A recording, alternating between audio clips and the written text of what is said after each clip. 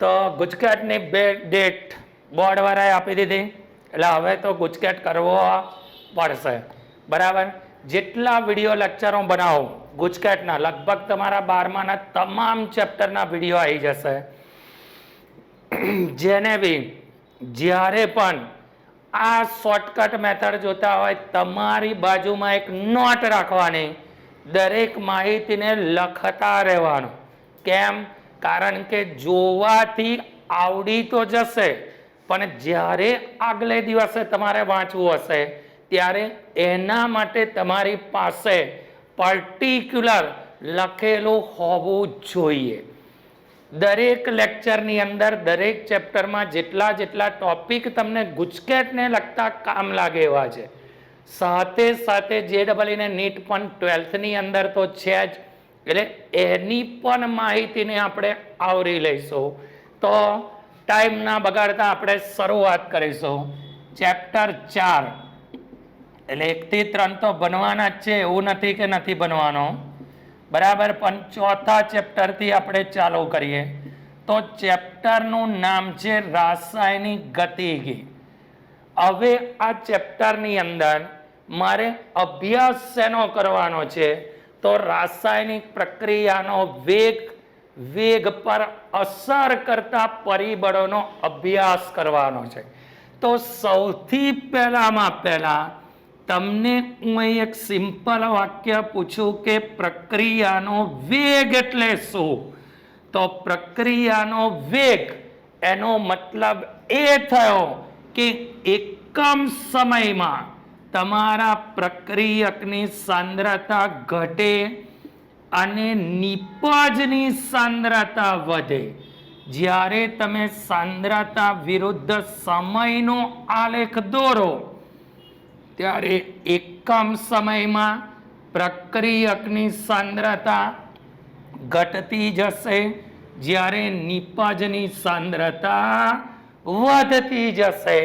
આને મારે વેગ સ્વરૂપે લખવું હોય તો એકમ સમયમાં પ્રક્રિયકની સાંદ્રતા ઘટે જ્યારે નિપજની સાંદ્રતા વધે.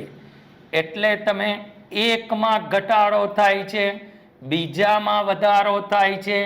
જેટલી તમારી પ્રક્રિયકની સાંદ્રતા ઘટતી જશે એ જ સમયે નિપજ બનતી જશે. બંનેમાં ડિફરન્સ શું હશે? 0 એ 0 હશે. જેમ જેમ ઘટતી જશે તેમ વધતી જશે. એનો મતલબ એ નીકળ્યો કે તમારા બંનેની સાંદ્રતામાં થતો ફેરફાર સમયની સાથે સમાન હશે, પણ પ્રક્રિયકનું ઘટે છે માટે આગળ ઋણ નિશાની આવશે, નિપજની વધે છે માટે ધન નિશાની. ક્લિયર? હવે મારે બીજા ટોપિકની ચર્ચા કરવી છે. તો એનું નામ છે વેગ પર અસર કરતા પરિબળો. ચાલો, કયા કયા પરિબળો એવા છે કે વેગ પર અસર કરે છે? તો સૌથી પહેલું પરિબળ છે દ્રાવણની સાંદ્રતા. તો બધાને ખબર છે કે જો સાંદ્રતા વધે તો વેગમાં શું થાય? વધારો. બીજા નંબરનું પરિબળ શું છે? તો બીજા નંબરનું પરિબળ છે તાપમાન. તો તાપમાન વધે તો પણ તમારી રાસાયણિક પ્રક્રિયાના વેગમાં શું થાય? વધારો. ત્રીજા નંબરનું પરિબળ છે ઉદ્દીપક. તો ઉદ્દીપકની હાજરીમાં પણ તમને ખબર છે રાસાયણિક પ્રક્રિયાનો વેગ વધે. ઉદ્દીપક પોતે પ્રક્રિયામાં ભાગ લેતો નથી, પણ એની હાજરીમાં તમારી પ્રક્રિયાના વેગમાં શું થતો જશે? વધારો. પછી ચોથા નંબરનું પરિબળ જેનું નામ છે દબાણ. તો દબાણ વધે તો રાસાયણિક પ્રક્રિયાનો વેગ વધે પણ ખરો, વેગ ઘટે પણ ખરો. એ કોના પર આધાર રાખે?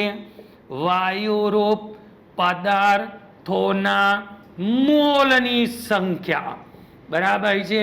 કારણ કે જ્યારે તમારે ઇક્વેશન બેલેન્સ કરવું હોય ત્યારે મોલની સંખ્યાને ધ્યાનમાં લેવું પડે. તો સાંદ્રતા વધે, વેગ વધે, તાપમાન વધે, વેગ વધે, ઉદ્દીપકની હાજરીમાં વેગ વધે, દબાણમાં વધારો બી થાય, ઘટાડો બી થાય. ત્યાર પછીનું 5મા નંબરનું પરિબળ, જે 5મા નંબરના પરિબળનું નામ છે સંપર્ક સપાટીનું ક્ષેત્રફળ. ચાલો, સંપર્ક સપાટીનું ક્ષેત્રફળ. તો તમને ખબર છે કે જેમ ક્ષેત્રફળ વધે ને સાથે સાથે પ્રક્રિયાનો વેગ પણ વધે. કેમ પ્રક્રિયાનો વેગ વધે? કારણ કે તમે સંપર્ક સપાટીનું ક્ષેત્રફળ વધારશો. જેમ કે હું તમને કહું કે તમારી પાસે કોલસાનો ટુકડો છે અને પાવડર છે, તો બેમાંથી ઝડપથી કોણ સળગે? તો પૂછવાની જરૂરત નથી, પાવડર ઝડપથી સળગે ને સળગે. ક્લિયર? હવે મારે કયા ટોપિકની ચર્ચા કરવાની છે? તો હવે તમારો ટોપિક છે, ધ્યાનથી સાંભળજો, કે પ્રક્રિયકો અને નિપજોના તત્વ યોગમિતીય ગુણાંકો જુદા જુદા હોય. તત્વ યોગમિતીય ગુણાંકો જુદા જુદા હોય તેવી પ્રક્રિયાના વેગની ચર્ચા કરવી છે. બરાબર છે? તો હવે તમને વિચાર આવે કે ભાઈ આવી પર્ટિક્યુલર કોઈ પ્રક્રિયા એટલે, તો તમને હું અહીં આગળ એક કોમન પ્રક્રિયા આપી દઉં. N1A, N2B, N3C, N4D. હવે મારે આનો વેગ લખવો હોય તો -1/N1dA/dt બરાબર -1/N2dB/dt. પછી લખું છું +1/N3dC/dt અને પછી લખું છું +1/N4dD/dt. એકમ સમયમાં પ્રક્રિયકની સાંદ્રતા ઘટે, નિપજની સાંદ્રતા વધે. જ્યાં N1, N2, N3, N4 એ તત્વ યોગમિતીય ગુણાંક છે. કયા ગુણાંકો છે? તત્વ યોગમિતીય ગુણાંકો. હવે ધારો કે અહીં તમને કોઈ હું ટિપિકલ પ્રક્રિયા આપું. દાખલા તરીકે મેં લખ્યું BrO3 માઇનસ 5Br - 6H+. એમાંથી બન્યું શું? તો કે 3Br2 + 3H2O. મને કોઈ કે આના વેગ બરાબર શું લખાય? તો એકમ સમયમાં પ્રક્રિયકની સાંદ્રતા ઘટે. એકમ સમયમાં પ્રક્રિયકની સાંદ્રતા ઘટે. એકમ સમયમાં પ્રક્રિયકની સાંદ્રતા ઘટે. જ્યારે તમે લખશો નિપજની સાંદ્રતા વધે. dBr2/dt.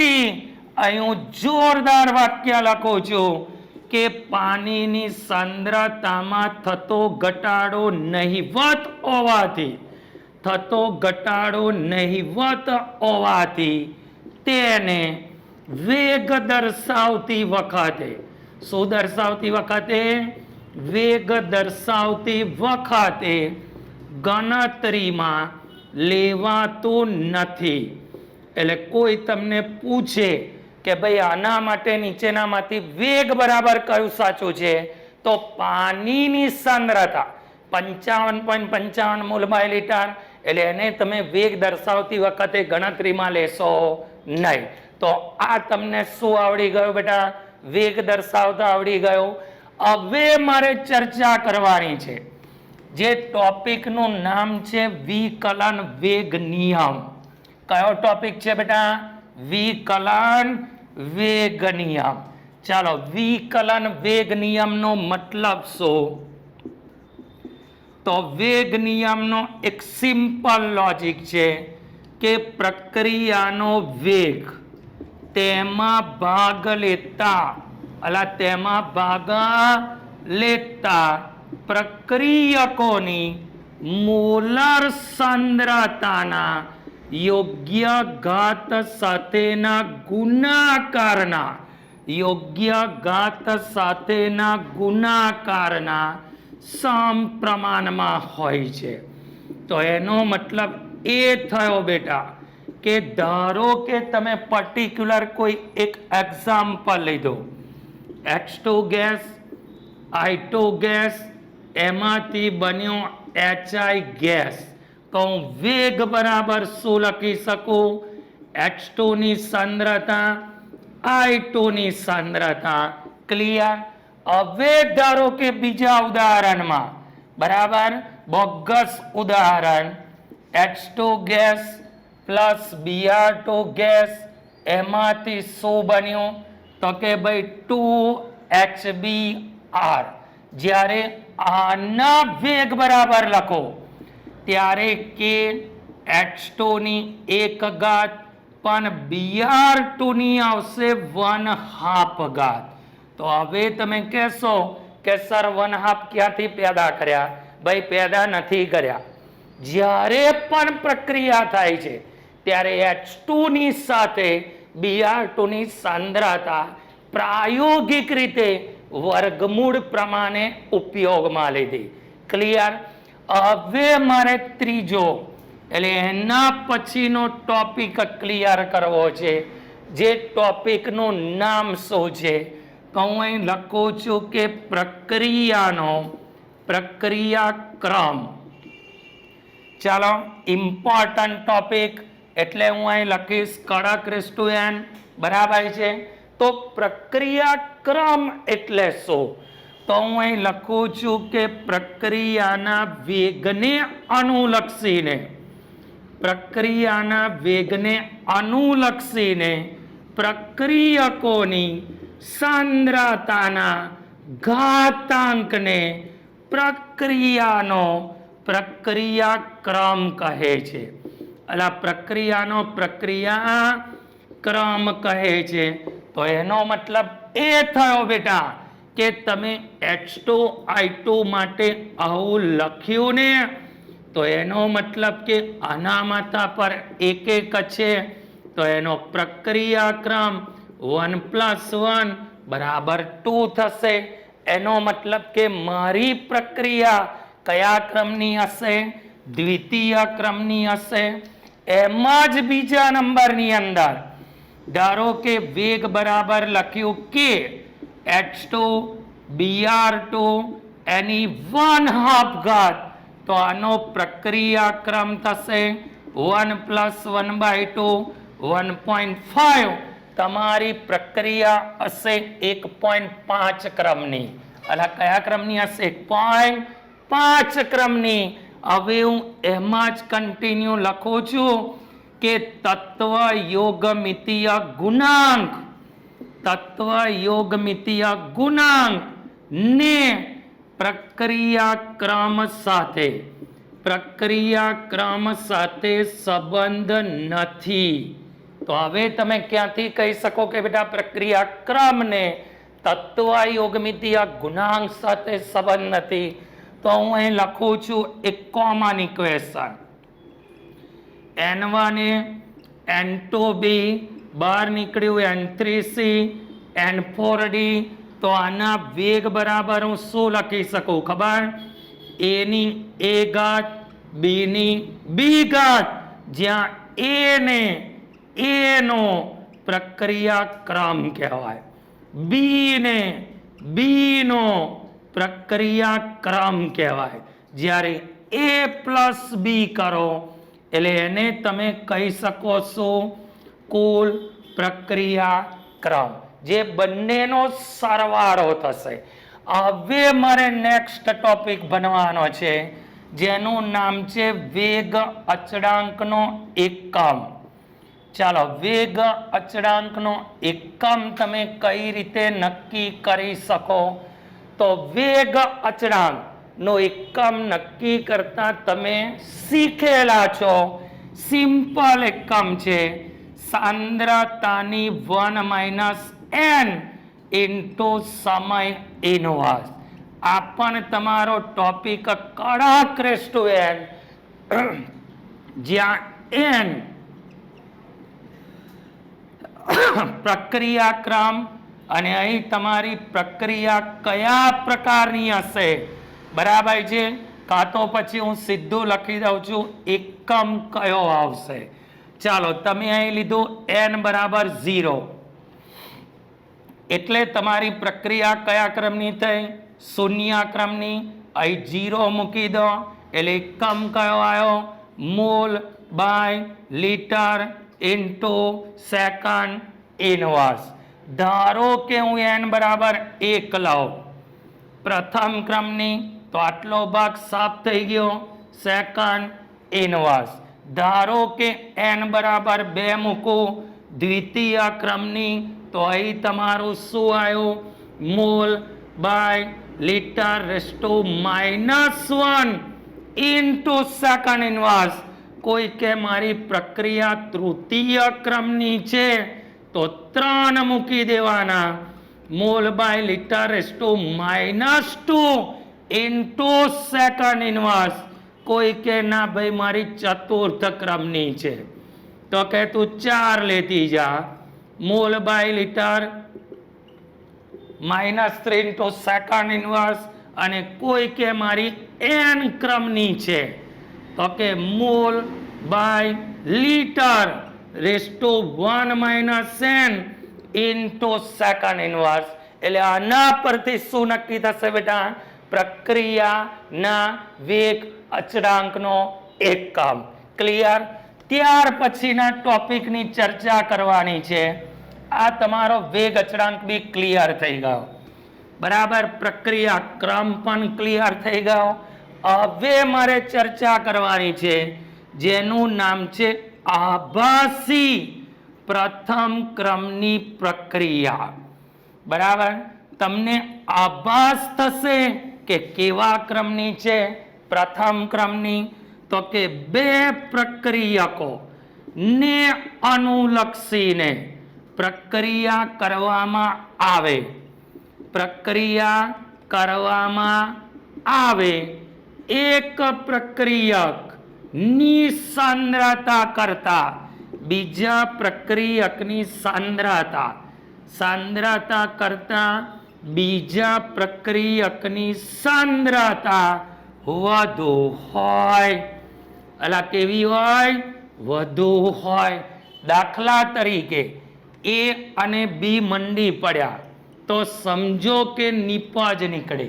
હવે મેં B તરીકે પાણી લીધું, એની સાંદ્રતા 0.0 લીધી, આની 55.55 છે. એનો મતલબ શું થયો કે અહીંયા આગળ હું લખીશ કે જેની સાંદ્રતા વધુ હોય તેમાં થતો ઘટાડો નહીવત, તેને અચળ લેતા. અલા કેવું લઈ લઈશું બેટા? અચળ લેતા. એટલે હકીકતમાં વેગ બરાબર આવું લખી શકું, પણ આનું તો બિચારાનું અચળ છે. એટલે અચળ તો એક પર આધાર રાખે, માટે એને શું કહેવાય? આભાસી પ્રથમ ક્રમની પ્રક્રિયા. હવે કોઈ તમને એવું કે ભાઈ આભાસી પ્રથમ ક્રમની પ્રક્રિયાનું ઉદાહરણ કયું છે? તો અહીં આગળ હું ઉદાહરણ લખીશ. કયું ઉદાહરણ લખું છું? જોજો. એસ્ટરનો જળ વિભાજન, એસિડ ક્લોરાઇડનો જળ વિભાજન, એસિડ એનહાઇડ્રાઇડનો જળ વિભાજન, બરાબર? એસિટેમાઇડ એટલે એસિડ એમાઇડનો જળ વિભાજન. એટલે જ્યારે તમે શબ્દ બોલો કે જળ વિભાજન થયો એટલે બેમાંથી એક તો કોણ હશે? પાણી, જેની સાંદ્રતામાં થતો ઘટાડો નહીવત, એટલે વેગ દર્શાવતી વખતે ગણતરીમાં લેવાતો નથી. ક્લિયર? તો આભાસીનો મતલબ બે જણા મંડી પડે, એક કરતા બીજાની તાકાત વધારે હોય. હવે જેની વધારે હોય એને તમારે ગણતરીમાં લેવાનો નહીં. એટલે એને તમે શું નામ આપ્યું બેટા? આભાસી પ્રથમ ક્રમની પ્રક્રિયા. હવે તમારે આગળ ચર્ચા કરવાની છે. એટલે આભાસી ટોપિક ક્લિયર. હવે હું એમાં જ કન્ટિન્યુ લખું છું, ધ્યાનથી જોજો. આણ્વિકતા એટલે શું? એકદમ કડક ટોપિક, ભલે ના પૂછાય પણ તમને ખબર હોવી જોઈએ. તો આણ્વિકતાનો મતલબ શું? તો અહીં લખું છું કે પ્રક્રિયકના અણુ જે નિપજમાં રૂપાંતરણ પામતા પહેલા, નિપજમાં રૂપાંતરણ પામતા પહેલા એકબીજાની નજીક આવે. એટલે એકબીજાની નજીક આવે. તમને બધાને ખબર છે બેટા કે નિપજ મળે ત્યારે જ્યારે એકબીજાની નજીક આવે. જો નજીક ના આવે, પ્રક્રિયા ના કરે તો નિપજ ના જ મળે. ક્લિયર? તો અહીં લખ્યું છે કે એકબીજાની નજીક આવે તે અણુની સંખ્યા, એને તમે એની શું કહેશો? આણ્વિકતા. દાખલા તરીકે અહીં તમે એક ઉદાહરણ લીધું કે H2I2 સાથે જોડાયો અને બનાવી દીધું HI. તો મને કોઈ પ્રશ્ન પૂછે કે આની આણ્વિકતા કેટલી? તો હું લખું છું 2. કોઈ કહેશે કઈ રીતે 2? તો H2 નો 1, I2 નો 1, તો 2 ના ભેગા થયા તો આણ્વિકતા કેટલી બની? 2. ક્લિયર? એવું જ અહીંયા આગળ સુપર્બ વાક્ય લખું છું કે દ્વિઆણ્વિક અને ત્રિઆણ્વિક પ્રક્રિયા, દ્વિઆણ્વિક અને ત્રિઆણ્વિક પ્રક્રિયા નો પ્રક્રિયાક્રમ અને આણ્વિકતાના મૂલ્યો સમાન હોય છે. તો કોઈ મને કહેશે બેટા કેમ એવું લખ્યું સમાન હોય છે? તો આ જ પ્રક્રિયા માટે તમે લખ્યું હતું વેગ બરાબર કે H2 ની 1 ઘાત I2 ની 1 ઘાત. એનો મતલબ કે પ્રક્રિયાક્રમ 1 + 1 2. એટલે જેટલો પ્રક્રિયાક્રમ છે એટલી જ એની શું છે બેટા? આણ્વિકતા. ક્લિયર? ચાલો હવે તમારે આગળ બનવાની છે શૂન્ય ક્રમની પ્રક્રિયા. એટલે કયા ક્રમની પ્રક્રિયા બનવાની છે? શૂન્ય ક્રમની પ્રક્રિયા. આખી થિયરી નથી બનવાની. તો શૂન્ય ક્રમની પ્રક્રિયાનો મતલબ શું? તમને ખબર છે કે શૂન્ય ક્રમની પ્રક્રિયા, ચાલો શૂન્ય ક્રમની પ્રક્રિયાનો મતલબ શું? શૂન્ય ક્રમની પ્રક્રિયા એટલે શૂન્ય ક્રમની પ્રક્રિયા એટલે પ્રક્રિયાના વેગને અનુલક્ષીને, પ્રક્રિયાના વેગને અનુલક્ષીને પ્રક્રિયકની સાંદ્રતાની શૂન્ય ઘાત, એટલે પ્રક્રિયકની સાંદ્રતાની શૂન્ય ઘાત. દાખલા તરીકે R માંથી P બન્યો. હવે તમે અહીં લખશો એકમ સમયમાં પ્રક્રિયકની સાંદ્રતા ઘટી, આને તમે કહો છો વેગ, કે R⁻0 અહીં લખ્યું 0, એટલે થઈ ગયું શૂન્ય ક્રમની પ્રક્રિયા. જ્યારે તમે આનું સાદું રૂપ આપશો ત્યારે તમારા K નું સૂત્ર બન્યું હતું. અહીં પહેલા હું સિમ્પલ એક સૂત્ર લખું છું, RT બરાબર -KT પ્લસ R0. હવે જ્યારે એને રેખાના સમીકરણ સાથે સરખાવો, MCQ માં કામ લાગે એવી માહિતી, R વિરુદ્ધ T નો આલેખ દોરો. તમારો આલેખ આવશે સીધી રેખા. કેવી રેખા આવશે? સીધી રેખા. અહીં આગળ હું લખું છું આલેખ મળશે સીધી રેખા. કોઈ મને પૂછશે કે ઢાળનું મૂલ્ય કેટલું, તો ઢાળની કિંમત છે -k, અને મને કોઈ પૂછે આંતરછેદ કેટલો, તો એને તમે કહેશો R0. એટલે આંતરછેદની કિંમત કેટલી આવશે? R0. એટલે આ પણ તમને MCQ માં કામ લાગી જશે. હવે ધ્યાનથી સાંભળજો કે અહીં તમારા વેગ અચળાંકનું સૂત્ર બન્યું K બરાબર R0 માઇનસ RT/T. જ્યારે તમને કોઈ પૂછે કે અર્ધાયુષ્ય સમયનું સૂત્ર, તો તમારે કિંમત મૂકવાની હતી, બરાબર. આની કિંમત આવશે R0/2. R0 માંથી R0/2 જાય એટલે બેટા આખામાંથી અડધો જાય તો અડધો, એટલે R0/2 કે આને તમે ગુજરાતીમાં શું વાંચી શકો?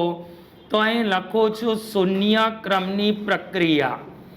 શૂન્ય ક્રમની પ્રક્રિયાનો અર્ધાયુષ્ય સમય એ પ્રારંભિક સાંદ્રતાના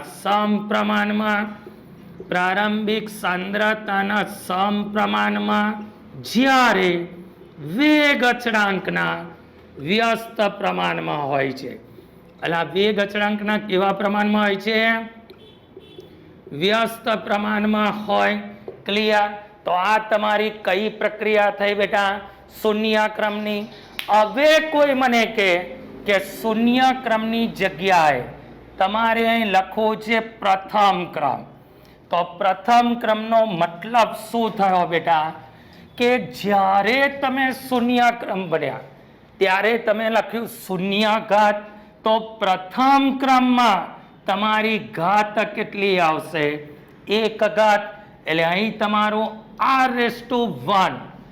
શાંતિથી વિચારો તો અહીં તમારું સ્ટેપ કેવું થયું? 1/r, બરાબર છે. ઇન્ટિગ્રેશન લઈ લઈએ. ચાલો આવું લખી શકાય ને કે 1/r into dr માઇનસ કે 1 into dt. હવે જે તમે 1/r લખ્યું ને એના માટે તમારું સૂત્ર અહીં શું આવ્યું હતું?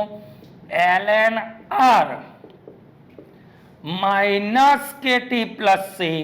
ક્લિયર? જ્યારે t બરાબર 0 સમય હોય તો તમને ખબર છે r ની કિંમત કેટલી થઈ જશે? R0. તો અહીં તમારું સૂત્ર આવ્યું ln r minus kt plus ln R0. હવે તમે આને રેખા સાથે સરખાવો. y બરાબર mx પ્લસ c. તો જ્યારે ln બોલો ને ln, તો હું અહીં લખું છું ln r વિરુદ્ધ t. એનો આલેખ આવશે સીધી રેખા.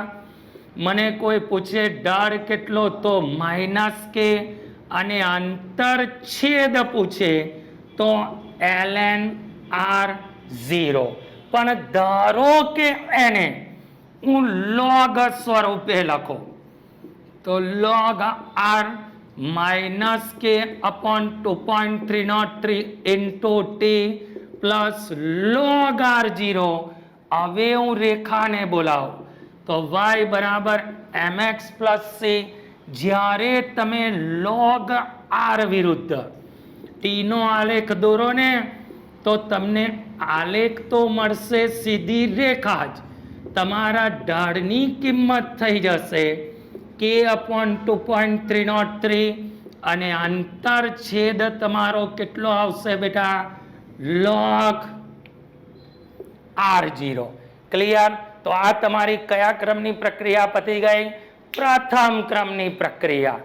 હવે મારે પ્રક્રિયાનો પ્રક્રિયા ક્રમ નક્કી કરવો છે. શું નક્કી કરવું છે બેટા? પ્રક્રિયાનો પ્રક્રિયા ક્રમ. તો તમે પ્રક્રિયાનો પ્રક્રિયા ક્રમ ચાલો કોના પરથી નક્કી કરી શકો? તો પ્રક્રિયા ક્રમ નક્કી કરવા માટે સૌથી પહેલી છે આલેખની રીત. ચાલો આલેખની રીતમાં શું હોય?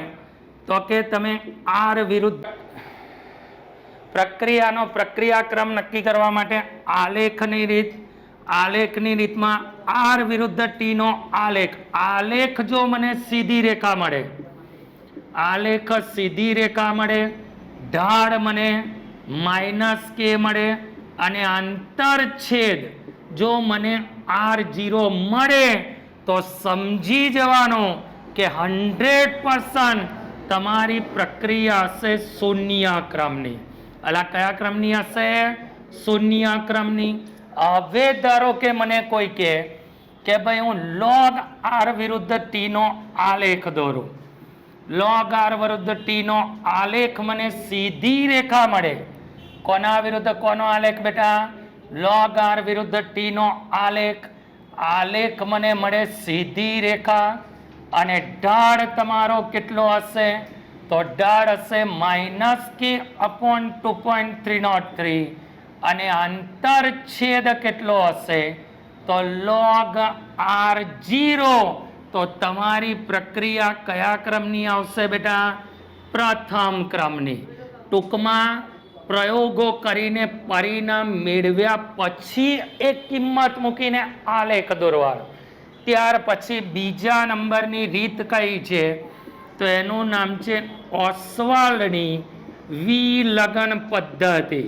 હવે તમને બધાને ખબર છે બેટા કે લગનમાં બહુ બધા ભેગા થાય, બરાબર? લાભ તો છેલ્લા એકને જ મળે. તો અહીં આગળ આના પરથી હું વાક્ય શું લખું છું? 2 કરતાં વધુ પ્રક્રિયકો પ્રક્રિયામાં ભાગ લે. એટલે આની પહેલી જ કન્ડિશન કઈ? તમારા પ્રક્રિયકો 2 કરતાં વધારે હોવા જોઈએ. અહીં હું લખીશ કે જેને અનુલક્ષીને વેગ નક્કી કરવો હોય તેના સિવાયના બાકીના પ્રક્રિયકોની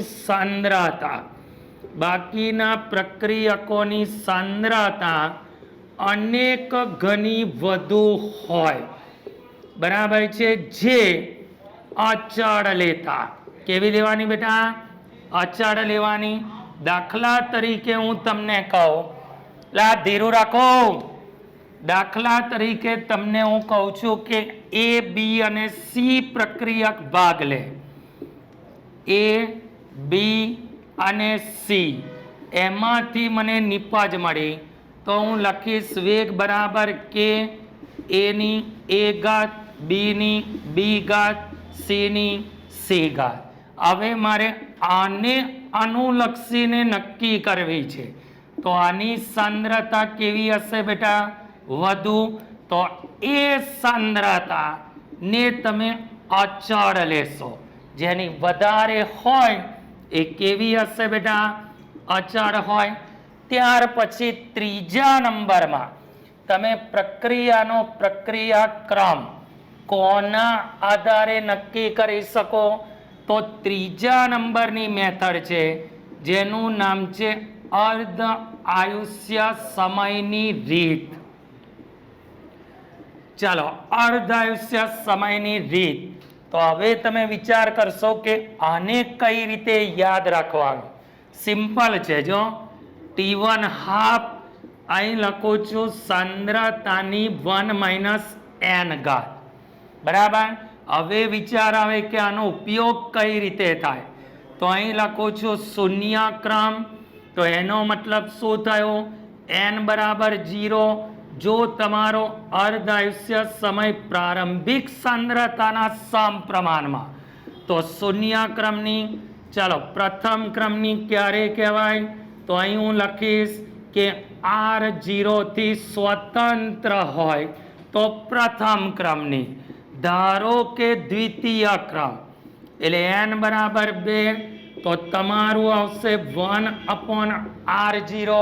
ધારો કે મને કે તૃતીય ક્રમની તો n બરાબર 3 તો T1 હાફ 1/R0 સ્ક્વેર. પણ ધારો કે n ક્રમની પ્રક્રિયા હોય તો T1 હાફ 1/r0⁻n-1. એટલે જો તમને આવું દેખાય તો સમજી જવાનું કે તમારી પ્રક્રિયાનો ક્રમ આ પ્રમાણે હોય ને હોય. તો હું આટલું એક સૂત્ર પકડી રાખું તો મને ઇઝીલી ખબર પડી જાય. ક્લિયર? હવે મારે ચર્ચા કોની કરવાની છે? તો અર્હેનિયસ સમીકરણ. કયું સમીકરણ બેટા? અર્હેનિયસ સમીકરણ. ચાલો, અર્હેનિયસ સમીકરણમાં શું આવશે? તો જુદા જુદા તાપમાને પ્રક્રિયાના વેગનો અભ્યાસ કરી વેગ અચળાંક અને તાપમાન વચ્ચેના સંબંધની રજૂઆત, એને કહેવાય અર્હેનિયસ સમીકરણ. આને તમે કહો છો વેગ અચળાંક, આને તમે કહેશો અર્હેનિયસનો અચળાંક. બરાબર? ઈએ ને તમે કહો છો સક્રિયકરણ ઉર્જા. પછી તમારો આર શું છે? તો આર બી અચળાંક છે અને ટી તમારું તાપમાન, પણ તાપમાન ઓલવેઝ આવશે કેલ્વિનમાં. હવે હું આને એલએનમાં ફેરવું. ચાલો, એલએનમાં ફેરવો તો એ પતી જશે. તો LN K minus EA upon RT plus LN A. હવે હું રેખાને બોલાવું. y બરાબર mx પ્લસ સી. કોના વિરુદ્ધ કોનો આલેખ દોરાય? તો x અક્ષ વર્સિસ y અક્ષ. એનો મતલબ શું થયો? ln k વિરુદ્ધ 1/t નો આલેખ. કોઈ મને પૂછે કેવો મળે? તો કે સીધી રેખા. કોઈ મને પૂછે ઢાળ કેટલો હશે? તો ઢાળની કિંમત આવશે માઇનસ ea/r. અને આંતરછેદ પૂછે તો આવશે ln a. પણ ધારો કે કોઈને આવું ના ગમ્યું, ના બી ગમે, તો હવે હું એને લોગમાં ફેરવી દઉં. ઈએ અપોન 2.303 r1/t log a. હવે હું રેખાને બોલાવું. y બરાબર mx plus C. log k વિરુદ્ધ 1/t નો આલેખ. કોના વિરુદ્ધ કોનો આલેખ બેટા? log k વિરુદ્ધ 1/t નો આલેખ. એ પણ મને મળશે સીધી રેખા. મને કોઈ પૂછશે ઢાળ કેટલો? Minus EA upon 2.303 r. અને મને કોઈ આંતરછેદ પૂછે તો આવશે log a. કેટલો આવશે બેટા? log a. પણ હવે ધારો કે તમે એવું કહો છો કે ભાઈ તાપમાન જુદા જુદા છે. ચાલો, તાપમાન જુદા જુદાનો મતલબ શું થયો? તો હું એ લખું છું T1 તાપમાને તો વેગ અચળાંક મારો થશે k1. હવે હું લખીશ T2 તાપમાને તો તમારો વેગ અચળાંક થશે k2. તો હવે તમારું સૂત્ર શું બની ગયું? તો સૂત્ર આવું બન્યું log k2/k1 EA upon 2.303 r 1/t1 minus 1/t2. જ્યાં k1 ને શું કહેવાય? તો આ તમારો પ્રારંભિક છે, આ તમારો અંતિમ છે. આ તમારી સક્રિયકરણ ઉર્જા છે. અને આરની કિંમત તો ખબર જ છે. તો અર્હેનિયસ બી ક્લિયર. લા સમજણ પડે છે કે નહીં પડતી? લા નહીં પડતી. એનો મતલબ એ થયો તમને બનાવેલા સાહેબે પરફેક્ટ નથી બનાવ્યો. અને જો તમને સમજણ પડે તો તમે બન્યા છો એ શિક્ષકે તમને સારું જ શીખવાડ્યું છે. બરાબર? તો ધ્યાનથી જોતા રહેજો. જોતા જોતા પડી જ જશે. હવે આગળ ચર્ચા કરવાની છે ઉષ્મા શોષક અને ઉષ્માક્ષેપક પ્રક્રિયા. કઈ પ્રક્રિયા વિશે ચર્ચા કરવાની છે બેટા? ઉષ્મા શોષક. ચાલો, ઉષ્મા શોષકનો મતલબ શું? તો અહીંયા આગળ તમારે આ રીતે સરસ પાછળથી ઊંચું કરી દેવાનું. બરાબર છે? અહીં ધારો કે મેં લીધું A2 પ્લસ B2, અહીં તમારો A, અહીં તમારો B, બેવની પ્રક્રિયા થશે તો નીકળશે 2AB. આ તમારી પુરોગામીની સક્રિયકરણ ઉર્જા EA, પ્રતિગામીની EA ડેશ, બંને વચ્ચેનો તફાવત છે ડેલ્ટા H. તો અહીં આગળ ડેલ્ટા H નું સૂત્ર શું બન્યું? EA માઇનસ EA ડેશ બરાબર મોટામાંથી નાનો બાદ થાય એવું તો ખબર છે ને. હું લખું છું જ્યારે EA મોટો હોય બરાબર છે તો ડેલ્ટા H કેવો મળ્યો? પોઝિટિવ. પોઝિટિવનો મતલબ કે ઉષ્મા શોષાતી હશે. અને બીજા નંબરમાં ઉષ્મા ક્ષેપક. ચાલો, ક્ષેપકનો મતલબ શું થયો બેટા? શોષકમાં પાછળથી ઊંચું થયું, ક્ષેપકમાં આગળથી ઊંચું થશે. બરાબર, આલેખમાં કરવાનું તો ઊંચું જ છે. જો તો અહીં આગળ તમારું x2 પ્લસ y2, અહીં તમારું x2, અહીં તમારું y2, 2xy. આને કહેવાય પુરોગામીની, આને કહેવાય પ્રતિગામીની. બંને વચ્ચેનો ડિફરન્સ એટલે ડેલ્ટા H. તો સૂત્ર તો અહીં પણ એ જ બન્યું. બંનેમાં ડિફરન્સ આમાં EA ડેશનો મોટો છે. કેવો છે? મોટો. તો અહીં આગળ લખીશું કે ડેલ્ટા H નેગેટિવ, તો પ્રક્રિયા થશે ઉષ્મા ક્ષેપક. કેવી થશે? ઉષ્મા ક્ષેપક. જ્યાં તમે EA ને શું કહેશો? તો EA છે પુરોગામીની સક્રિયકરણ ઉર્જા, અને EA ડેશ શું છે? તો એને કહેવાય પ્રતિગામી નિસક્રિયકરણ ઉર્જા. ક્લિયર બેટા? તો આ તમારું શોષક અને ક્ષેપક પતી ગયું. તો હવે મારે ચર્ચા કોની કરવાની છે? તો અથડામણનો સિદ્ધાંત. ચેપ્ટર પતી જવા આવ્યું. જો તો હવે આપણે ચર્ચા કોની કરીશું? લાસ્ટ ટોપિકમાં બેટા અથડામણનો સિદ્ધાંત. ચાલો, અથડામણનો સિદ્ધાંત વિલિયમ લુઈસ અને મેક્સ, અહીં નામ લખું છું, વિલિયમ લુઈસ અને મેક્સ સ્ટ્રોઝ. હવે મારે આખી થિયરી કંઈ રપોટવાની જરૂર નથી. તમને ખબર પડે કે ભાઈ જ્યારે બી પ્રક્રિયા અનુભવાય ત્યારે અણુના ગોળા એકબીજા સાથે અથડામણ અનુભવે. પણ એવું જરૂરી નથી કે જેટલા અથડાય એ બધી નિપજો મળે. કારણ કે અથડામણમાં બી અથડામણ યોગ્ય દિશાએથી થવી જોઈએ.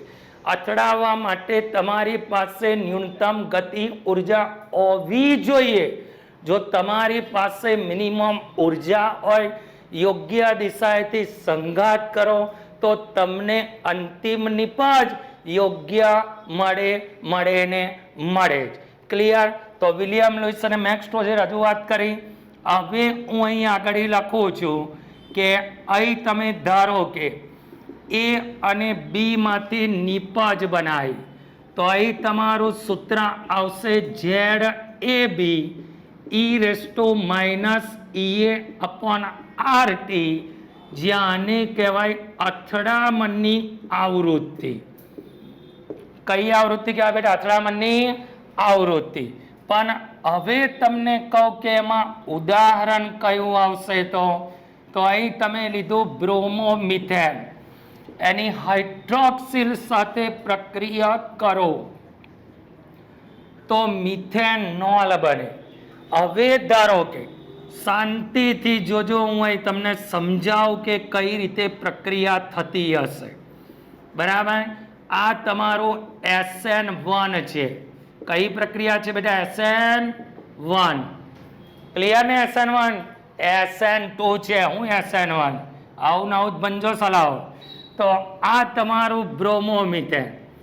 હવે તમે OH સાથે પ્રક્રિયા કરો છો. બરાબર? પહેલામાં મેં શું લખ્યું કે ભાઈ અહીં H લખો, H લખો, H લખો, Br લખો, OH લખો, તો અહીંયા આગળ લખ્યું છું અયોગ્ય દીક વિન્યાસ, એનો મતલબ કે અહીં તરત લખીશ કે પ્રક્રિયા થતી નથી. કેમ? એટલે સિમ્પલ ઉદાહરણ આપો કે આ તમારું બૈરું છે, આ દારૂ છે. હવે બૈરાને દેખતા દારૂની બોટલ લઈને જાઓ તો પછી હાલત શું થાય? એક ગારો જ ખાવી પડે, બરાબર? પણ હવે ઊંધું વિચારો, આવું એચ માઇનસ અહીં આગળ તમારી પાસે, ધ્યાનથી જોજો, ઊંધી દિશામાંથી હું જોડવાનો ટ્રાય કરું છું. તો અહીં તો બૈરાને ખબર નહીં પડવાની તમારા હાથમાં બોટલ છે, તો એનો મતલબ કે આ તમારો કેવો વિન્યાસ છે? યોગ્ય દિક વિન્યાસ.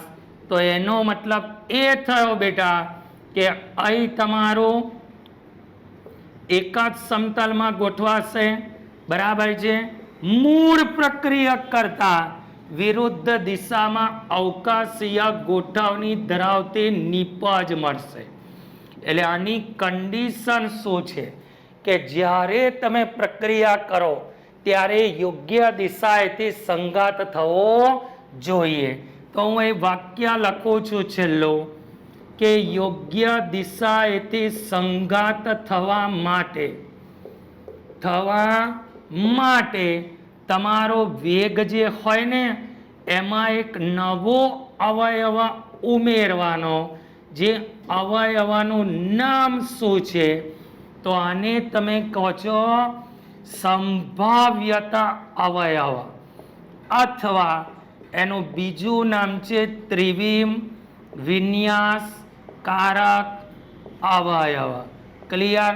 તો આ તમારો કયો સિદ્ધાંત આવ્યો બેટા? અથડામણનો સિદ્ધાંત. તો તમને કોક વખતે આ પૂછી શકે, કોક વખતે આ પૂછી શકે, કાં તો એનું ઉદાહરણ કયું છે, કાં તો પછી મને પૂછે કે એનું સૂત્ર કયો. તો આ તમારું શેમાં કામ લાગ્યું? અથડામણનો સિદ્ધાંત. હવે કોઈ મને પૂછે છેલ્લા કે આની જરૂરી શરતો કઈ કઈ છે, તો પહેલી શરત કઈ? તો બધાને ખબર છે કઈ? કે સંઘાત થવો જોઈએ.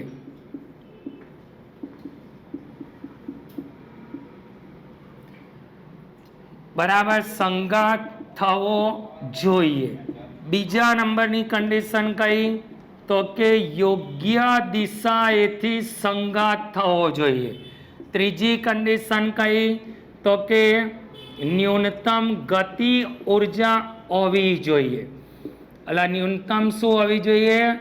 ગતિ ઉર્જા હોવી જોઈએ. તો જ તમારી અંતિમ નિપજ યોગ્ય મળે ને મળે. તો આખા ચેપ્ટરના બધા ટોપિક સાફ ક્લિયર બેટા?